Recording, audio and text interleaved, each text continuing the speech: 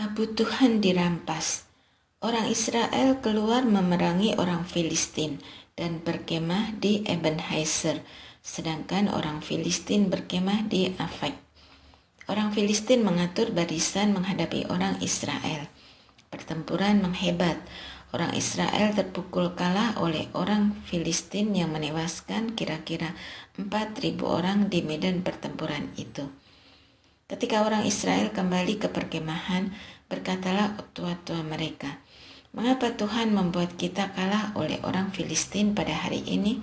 Mari kita ambil tabut perjanjian Tuhan dari Silo, supaya ia datang ke tengah-tengah kita dan menyelamatkan kita dari tangan musuh kita." Kemudian bangsa itu menyuruh orang ke Silo. Mereka mengangkat dari sana tabut perjanjian Tuhan semesta alam yang bersemayam di atas kerubim.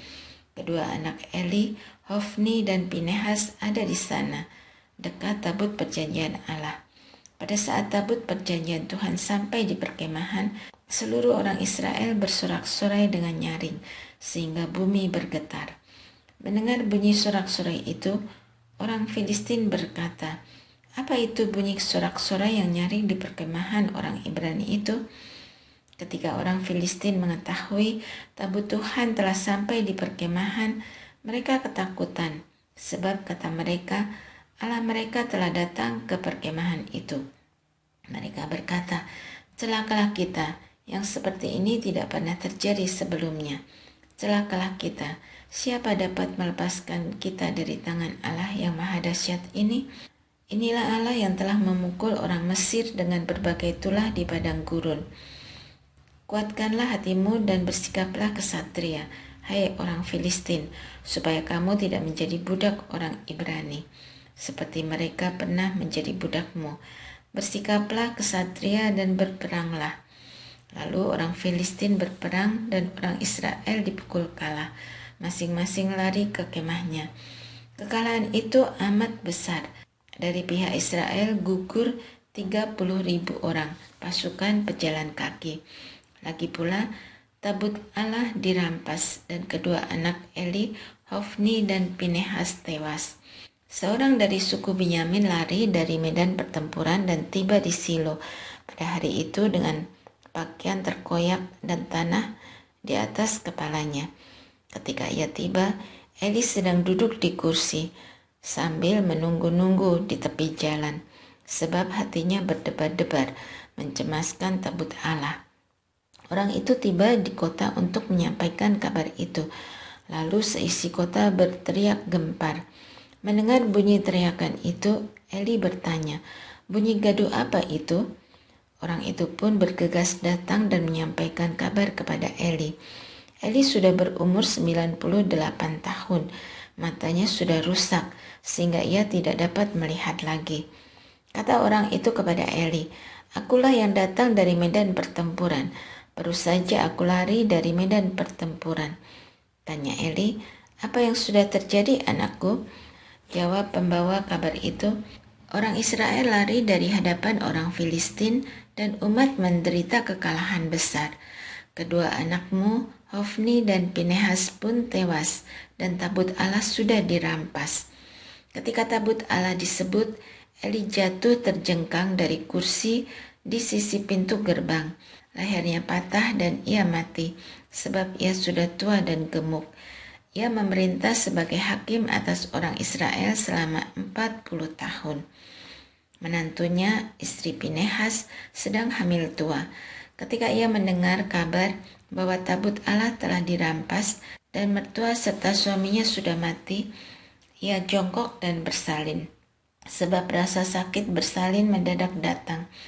Ketika ia hampir mati, perempuan-perempuan yang berdiri di dekatnya berkata, "Jangan takut, sebab engkau telah melahirkan seorang anak laki-laki."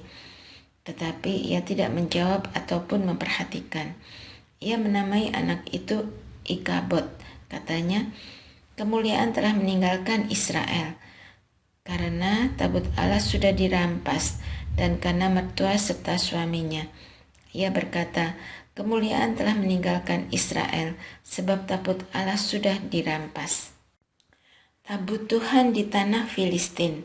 Sesudah orang Filistin merampas tabut Allah, mereka membawanya dari Ebenezer ke Asdod.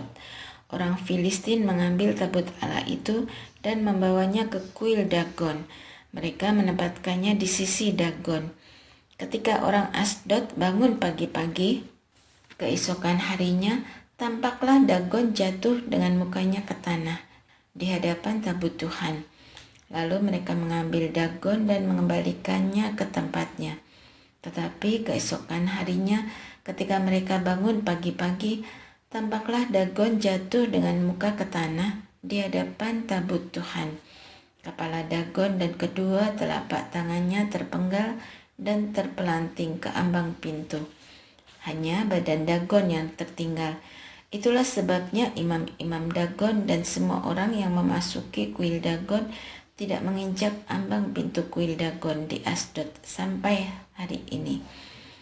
Tangan Tuhan berat menekan orang Asdod dan mengentarkan mereka. Ia menulahi mereka dengan benjolan-benjolan, baik Asdod maupun daerahnya. Melihat hal yang demikian, orang Asdod berkata, "Tabut Allah Israel tidak boleh tinggal bersama kita, sebab tangannya keras menekan kita, dan Dagon ilah kita." Sebab itu mereka mengirim orang kepada semua raja kota Filistin supaya berkumpul. Orang Asdod bertanya, "Apa yang harus kita lakukan dengan tabut Allah Israel?" Jawab raja-raja itu, "Tabut Allah Israel harus dipindahkan ke Gad." Lalu mereka memindahkan tabut Allah Israel itu ke sana. Tetapi setelah mereka memindahkannya, tangan Tuhan juga mendatangkan kegemparan yang sangat besar atas kota itu. Ia menghajar orang-orang kota itu, timbul benjolan-benjolan pada mereka, dari anak-anak sampai orang dewasa. Lalu mereka mengantarkan tabut Allah itu ke Ekron. Setibanya tabut Allah di Ekron, orang Ekron berteriak, "Mereka memindahkan tabut Allah Israel kepada kita untuk membinasakan kita dan bangsa kita." Sebab itu mereka mengirim orang kepada semua raja kota Filistin supaya berkumpul. Mereka berkata, "Antarkanlah tabut Allah Israel kembali ke tempatnya, agar tidak membinasakan kita dan bangsa kita." Terjadilah kegemparan maut di seluruh kota itu. Di sana tangan Allah sangat berat menekan. Orang-orang yang tidak mati ditulahi dengan benjolan-benjolan, dan jeritan kota itu naik ke langit. Tabut Tuhan kembali kepada Israel. Setelah tabut Tuhan ada di daerah Filistin selama 7 bulan, orang Filistin memanggil para imam dan penenung, lalu bertanya, "Apa yang harus kami lakukan terhadap tabut Tuhan? Beritahukanlah kepada kami, bagaimana kami harus mengantarkannya kembali ke tempatnya." Lalu kata mereka, "Apabila kamu mengantarkan tabut Allah Israel, jangan mengantarkannya dengan tangan hampa, tetapi kamu harus membayar kepadanya kurban penebus salah. Maka kamu akan disembuhkan dan akan dinyatakan kepadamu mengapa tangannya tidak beralih darimu." Orang-orang itu juga bertanya, "Apa yang harus kami bayar kepadanya sebagai kurban penebus salah?"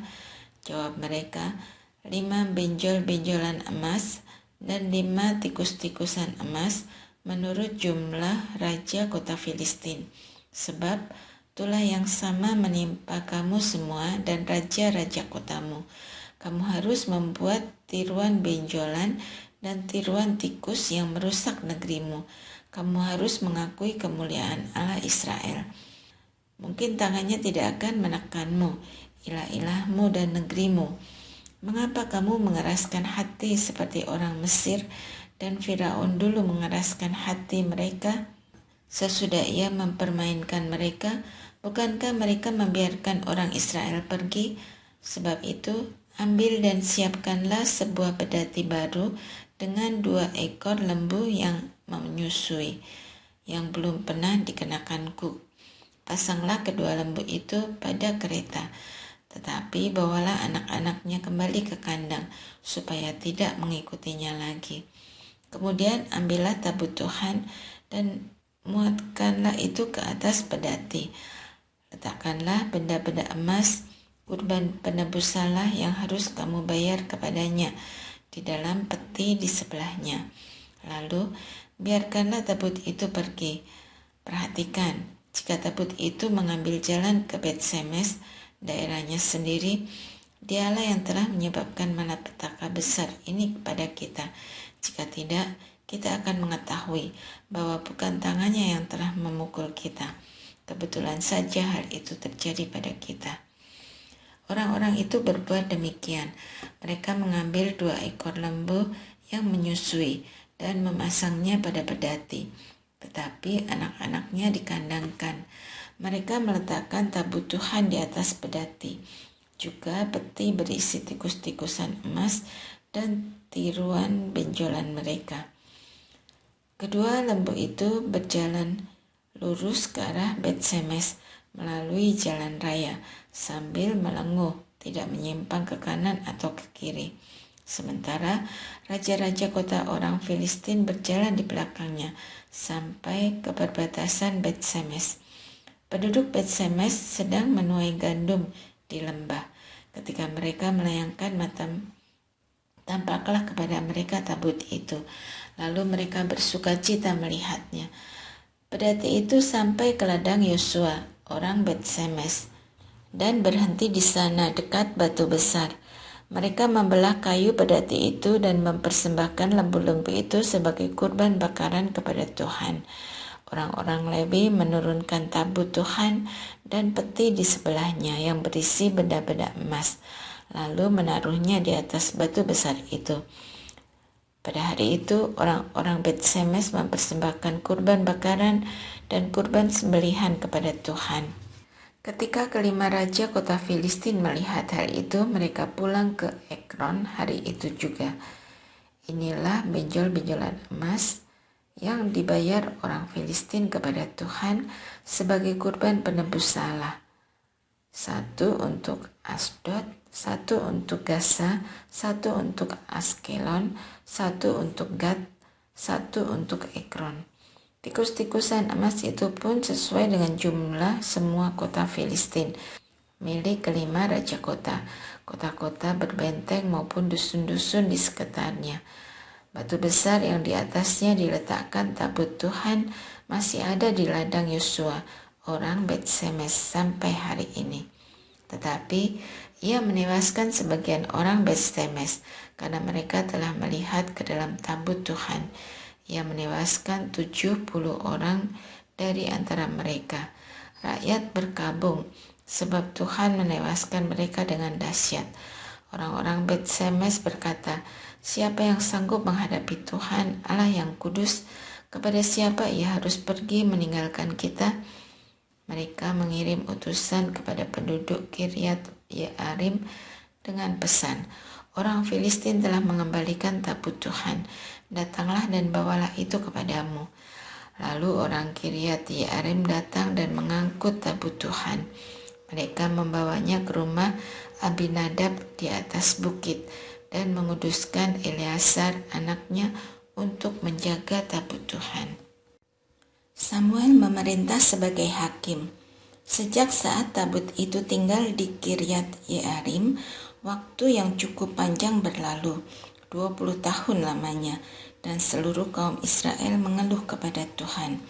Lalu Samuel berkata kepada seluruh kaum Israel, "Jika kamu berbalik kepada Tuhan dengan segenap hati, singkirkanlah ilah-ilah asing dan Asyoret dari antaramu, dan arahkanlah hatimu kepada Tuhan.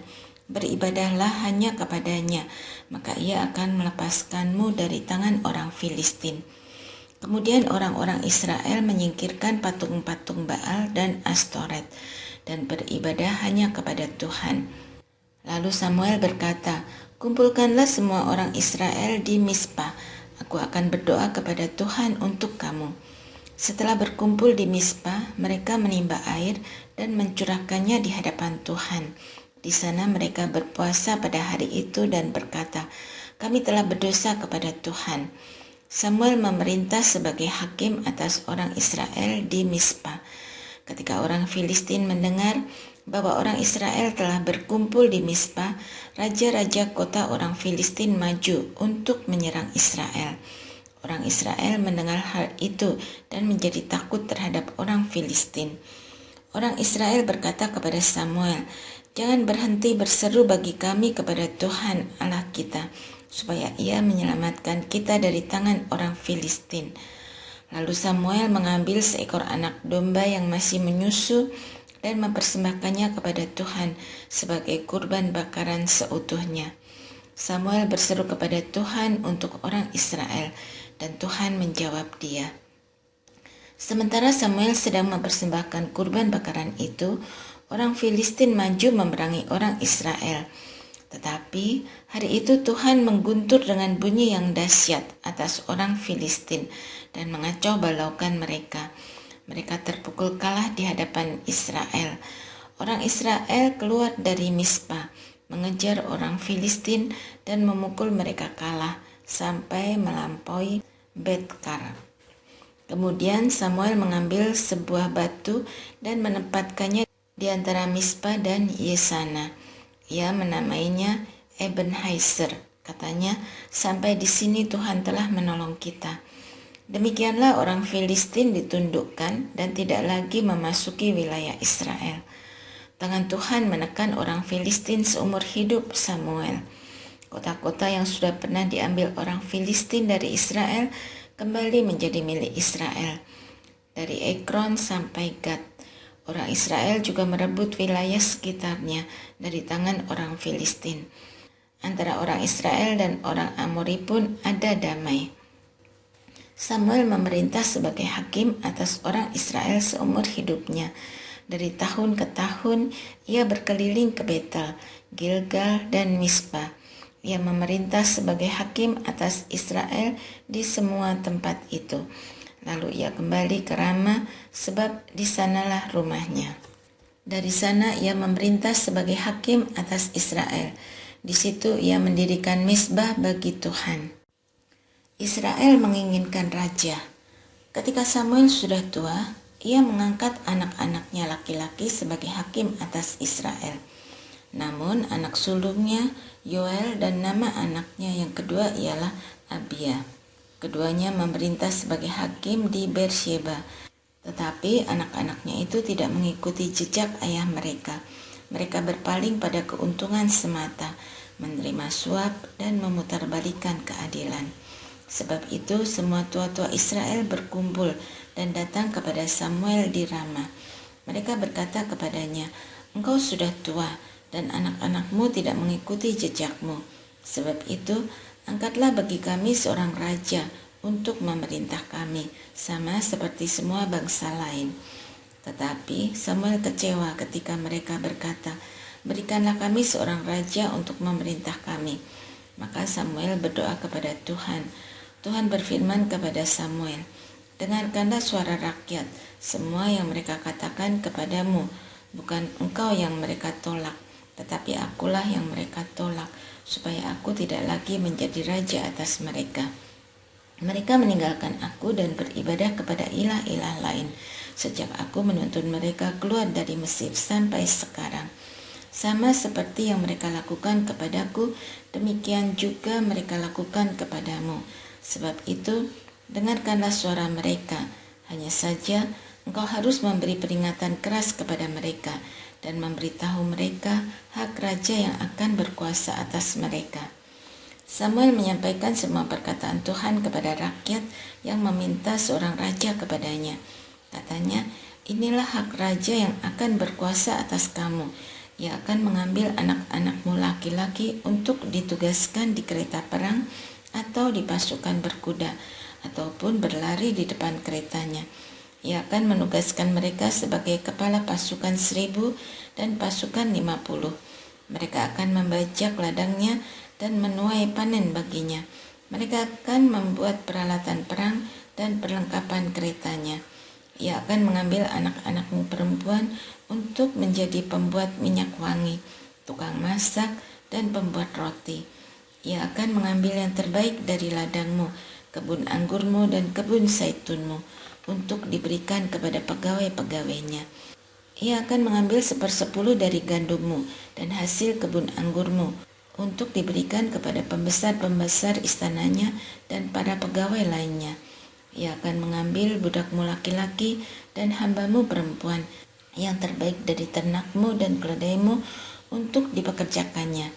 Ia akan mengambil 1/10 dari kambing dombamu, engkau sendiri akan menjadi budaknya.